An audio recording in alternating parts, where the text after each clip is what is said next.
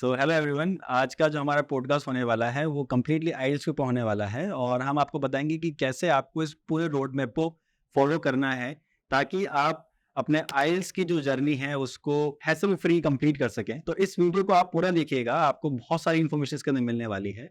और आज हमारे साथ में है मिस कीर्ति वर्मा मैम। तो मैम, आप हमारे व्यूवर्स को बताइए आपके बारे में कि आप कैसे स्टूडेंट्स को हेल्प करती हैं to get their desired bands. तो hi sir and hi viewers, मेरा नाम कीर्ति है और मैं सिर्फ आइल्स की ही नहीं, ग्रामर और पीटी की भी ट्रेनर हूँ। मैंने स्टूडेंट्स को बहुत हेल्प करी है उनकी इंग्लिश इम्प्रूव करने के लिए and it has been 7 years almost that I have been into this field. और मेरे पास काफ़ी स्टूडेंट्स आए हैं और काफ़ी स्टूडेंट्स अब्रॉड गए भी हैं और बहुत अच्छे स्कोर्स लेकर आए हैं। कुछ स्कोर्स अच्छे भी रहे हैं, कुछ स्कोर्स बहुत अच्छे भी रहे हैं और बेसिक स्कोर्स भी रहे हैं।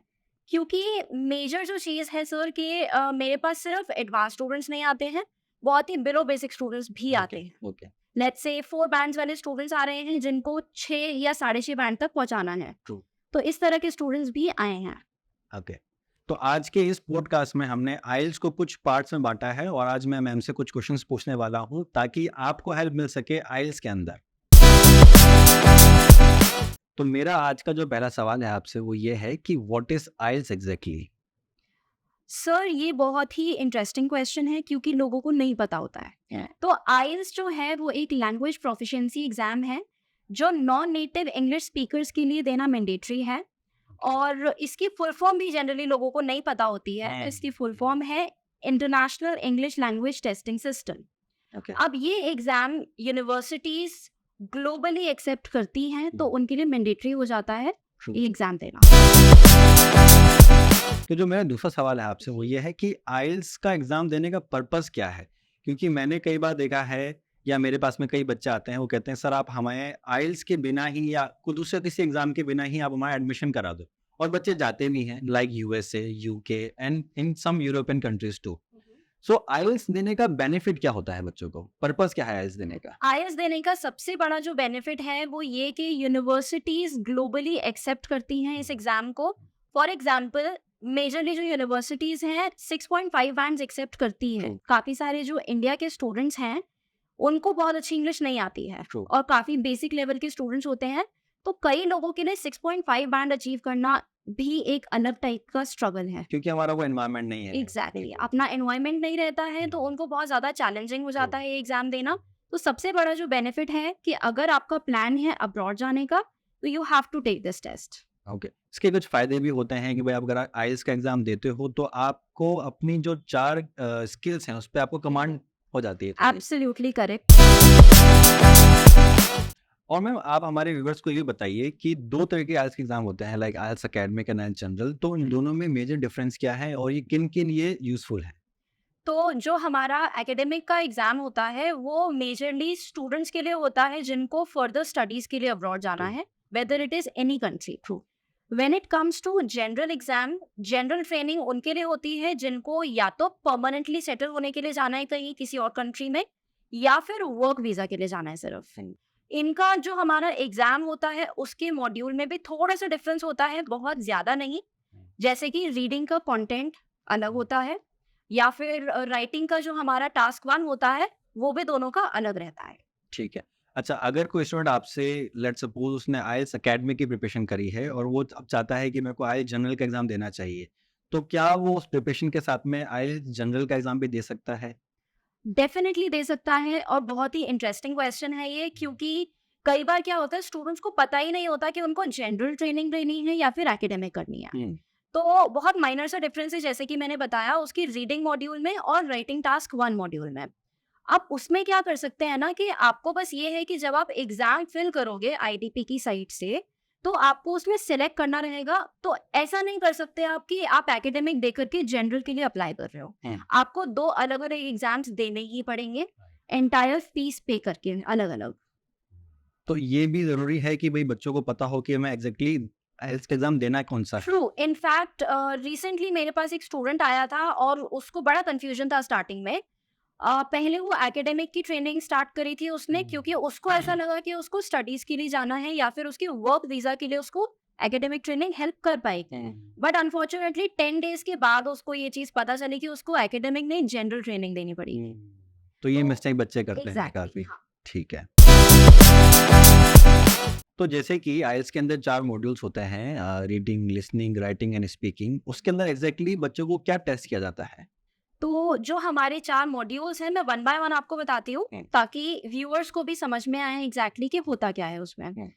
अब जो हमारा लिसनिंग का एग्जाम होता है उसमें फॉरेन एक्सेंट में एक ऑडियो प्ले होता है ऑफ अप्रोक्सीमेटली 30 मिनट्स और सो, और आपको उसको वन गो में सुनना है। यू कैन नॉट रिपीट और रिवाइंड द ऑडियो। और you can not pause it too. Definitely हम कुछ नहीं कर सकते ऑडियो में, वो एक ही बार में चलेगा। और साइमल्टेनियसली हमें उसके आंसर्स अपने क्वेश्चन पेपर में नोट डाउन करने पड़ेंगे। अब जो ऑडियो चलेगा वो 4 पार्ट्स में डिवाइडेड है and the total number of question is 40 here. ठीक है।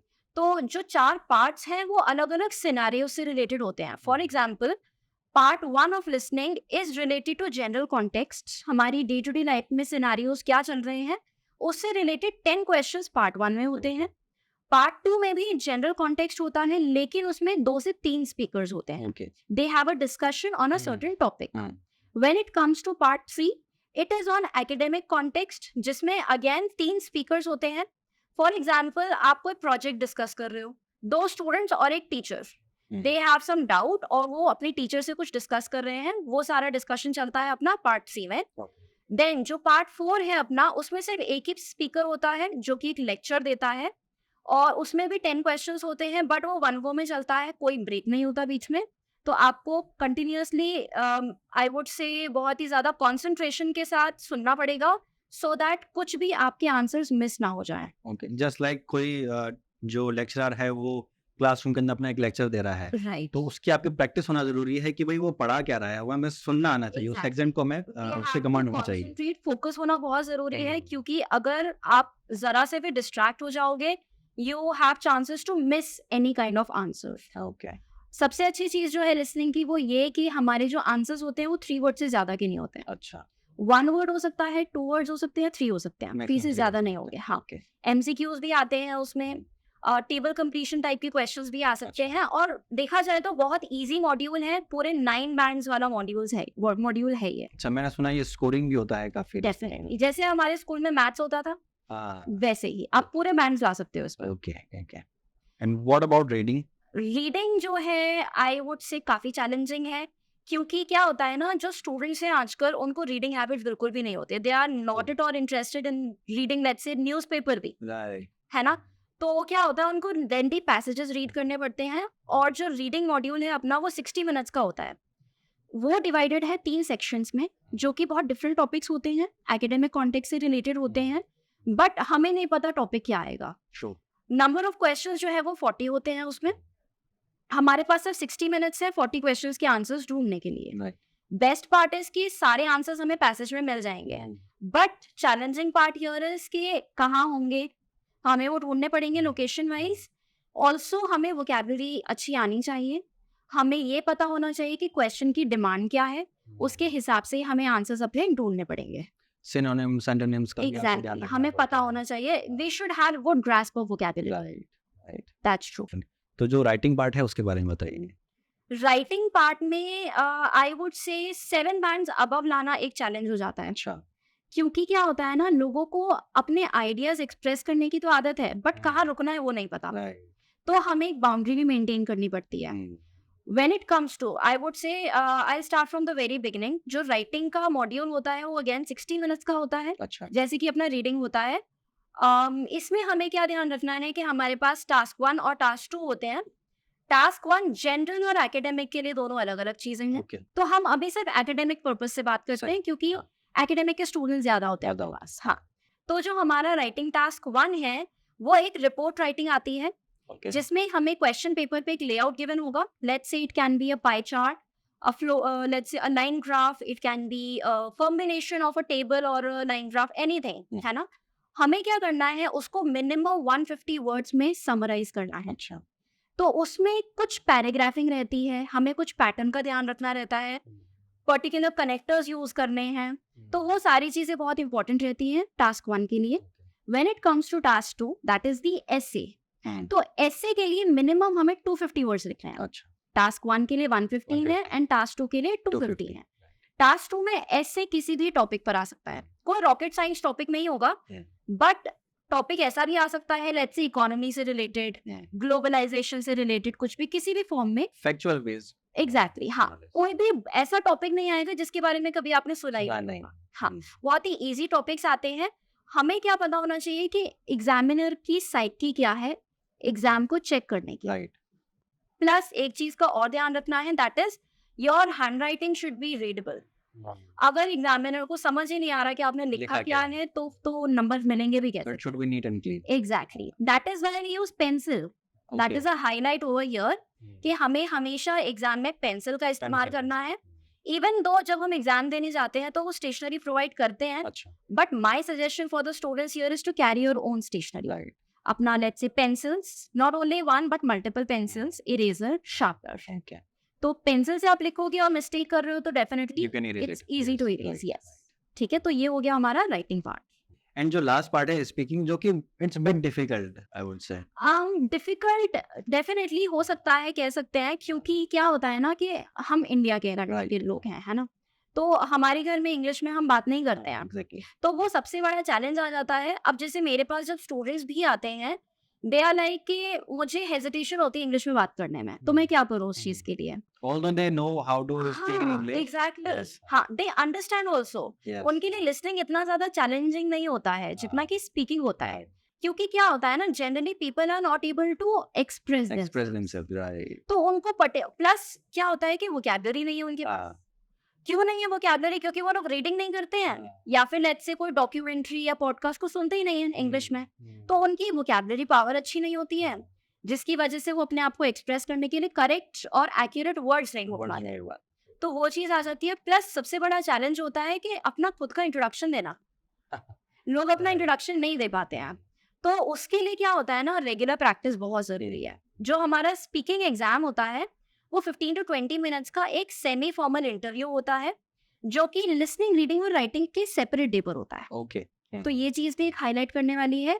हमारा लिसनिंग, रीडिंग, राइटिंग एग्जाम एक दिन होता है और स्पीकिंग जनरली एक दिन अलग होता है। within a week, yes, that's 7 days. हाँ, तो अब इसमें क्या होते हैं ना, 3 पार्ट्स होते हैं स्पीकिंग में। पार्ट 1 अपना इंट्रोडक्शन होता है, जिसमें कि कुछ क्वेश्चंस पूछे जाते हैं, you have to give the answer, right. Then जो हमारा सेकंड पार्ट आता है, that is challenging. Second part होता है cue card. It's a kind of extempore. आपको एक टॉपिक मिलेगा with some bullet point question. आपको 1 मिनट का टाइम मिलेगा सोचने के लिए, पॉइंटर्स बनाने के लिए, and then you have to continuously speak for 1 to 2 minutes. तो यहाँ पर एक्सप्रेस करना या स्टोरी मेकिंग बहुत ही चैलेंजिंग हो जाता है लोगों, because everyone is not a story teller, right. तो वो चीज है। देन जो थर्ड पार्ट होता है, that is follow up questions, जिसमें कि क्यू कार्ड से रिलेटेड क्वेश्चंस आते हैं और हमें उनके करेक्ट आंसर्स देने होते हैं। ठीक है। The best part here is कि आपका कोई भी करेक्ट या इनकरेक्ट आंसर नहीं होता। अच्छा। यहाँ पर आपको अपना ओपिनियन बताना है। ओके। तो एग्जामिनर आपको आपके आइडिया पे जज नहीं करेगा, आपके स्किल सेट पे जज करेगा, जैसे कि आपकी फ्लुएंसी कैसी है इंग्लिश के आंसर्स देने में, या फिर आपके प्रोनाउंसिएशन कैसा है पर्टिकुलर वर्ड्स का, आपकी ग्रामर कैसी है, ये सारी चीजें। ओके। अच्छा मैम, आप हमारे व्यूअर्स को थोड़ा स्कोरिंग सिस्टम समझाएं कि जो ये आइल्स का एग्जाम है उसको कैसे टेस्ट किया जाता है, कैसे उनको मार्क्स मिलते हैं, तो उस बारे में बच्चों को बताइए। जो देखिए स्कोरिंग है वो बैंड्स की बेस पर होती है। अच्छा। अब जैसे हम स्कूल में जब एग्जाम देते थे तो 100 में से कितने परसेंटेज आ रहे हैं या 20 में से कितने मार्क्स आ रहे हैं, बट यहाँ पर थोड़ा सा सिस्टम अलग है। बैंड्स के बेस पर हमें मार्क्स मिलते हैं। यहाँ पर बैंड स्कोर्स इसीलिए पूछते हैं कि कितने बैंड्स आए तुम्हारे, राइट। 6.5 बैंड्स मिनिमम एक्सेप्टेड होते हैं। अच्छा, आइल्स के अंदर मार्किंग का सिस्टम क्या है?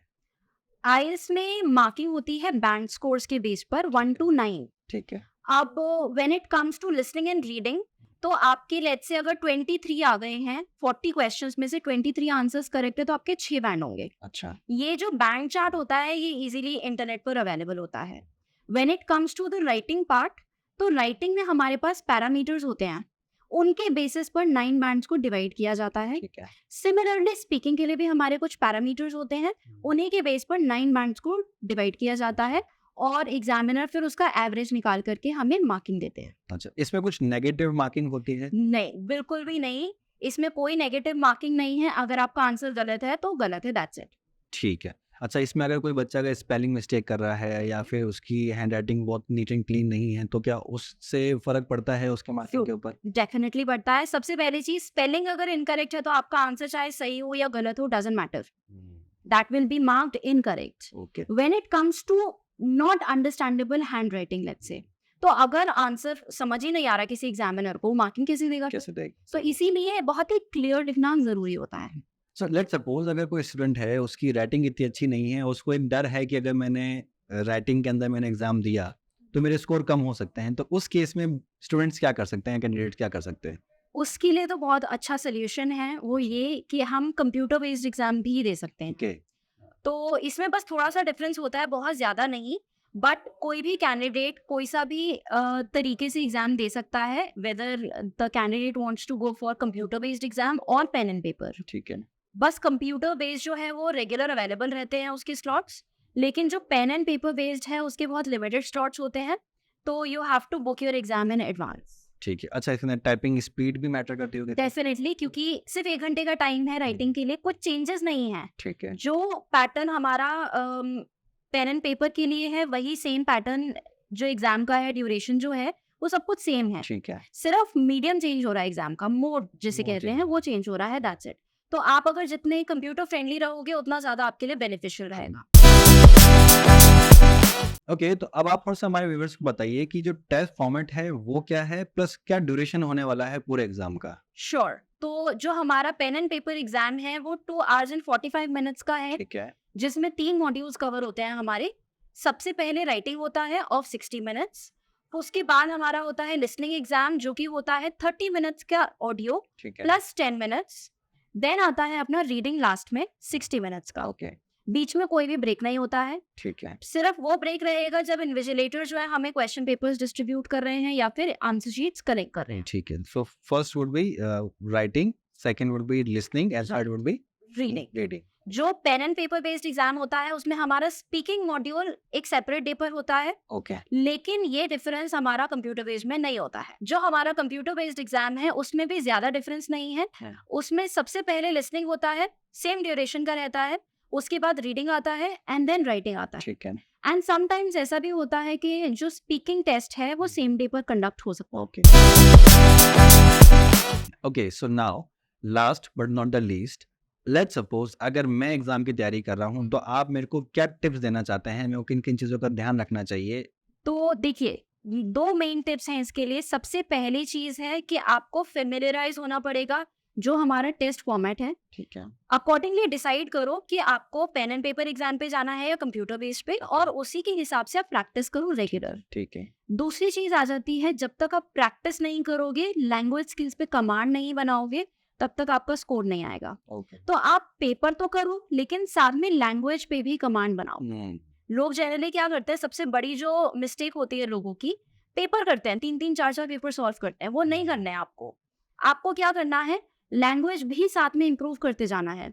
ठीक है। फॉर एग्जाम्पल, आपको अच्छी वोकैबुलरी आनी चाहिए, उसके लिए आप कुछ कर सकते हो। आपके लिसनिंग स्किल्स जो है, क्योंकि इंडियन एक्सेंट तो सबको समझ में आता है इजीली, बट फॉरेन एक्सेंट नहीं आता, तो उसके लिए आप क्या कर सकते हो। राइटिंग स्किल्स इंप्रूव करने के लिए आपको क्या करना चाहिए, वो सारी प्रैक्टिस आपको करनी पड़ेगी। ओके। सो आई होप आपको काफी सारे इंसाइट्स मिले होंगे कि हमें आइल्स के एग्जाम की प्रिपरेशन करते टाइम किन किन बातों का ध्यान रखना है।